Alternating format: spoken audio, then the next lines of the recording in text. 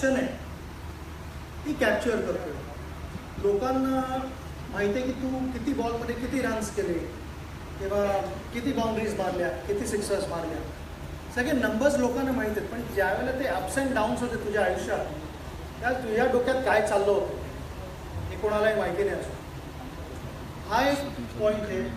अजून मला वाटतं की ना की कुठल्याही नाण्याला दोन बाजू असतात.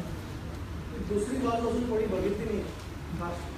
सगळ्यांना क्रिकेटची साईड दिसलेली आहे आणि जे काही क्रिकेटच्या थोडंफार भोवती होतं ते दिसले. पण माझं फॅमिली लाईफ काय आहे, माझं लहानपण कसं गेलं, त्यानंतर इनफॅक्ट एक 5 वर्षाचा पण सचिन आहे, त्याने ॲक्टिंग केलेली आहे आणि तो सेट कुठच्या स्टुडिओमध्ये नव्हता. ते शूटिंग सगळं माझ्या घरात झालेलं आहे, जिकडे मी वाढलो तिकडे. सगळं